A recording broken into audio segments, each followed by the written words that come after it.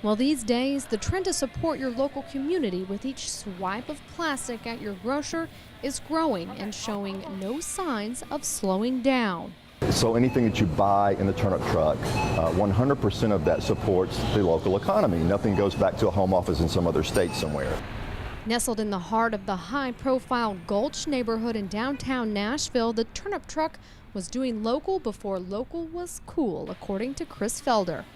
Well, it's really interesting that when we wrote the business plan almost 12 years ago, we wrote local into the business plan everywhere because we sort of saw that as a big push. And the reason we saw that is because we traveled the country over doing research to see what other stores were doing and what other communities were doing.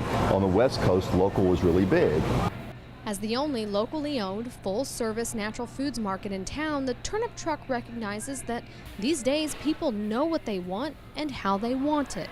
Your customer today is very knowledgeable. You can't take that for granted, and you can't try to expect to force feed something to them that they're not looking for. They will look and source out what they want and what they prefer. And grocers all across the country recognize that. Personally, I think there's a movement towards local and towards small and mom and pop and smaller organizations, smaller stores and businesses, as opposed to the supermarket mentality. We have a lot of customers who come here because they don't want the huge conglomerate corporate supermarket mentality.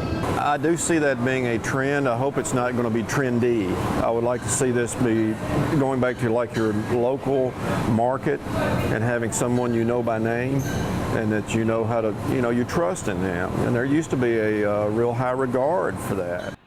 Unfortunately, at the height of the demand to go local and support area farmers, consumers are stomaching the blow of a devastating drought they're feeling both on their plates and at the cash register. It's definitely going to impact us in a non-favorable fashion. The thing is, if we can maintain the best we can, that's why we're not locked in with one single individual or kind of, I can call and make phone calls and shop and try to do the best I can to offer the best products for the customers we have at the best possible price. And whether it's the fresh taste or just the notion that you are supporting local farmers that draws you in, the rush to eat local is heating up. Reporting in Nashville, I'm Courtney Dehoff for Rural TV.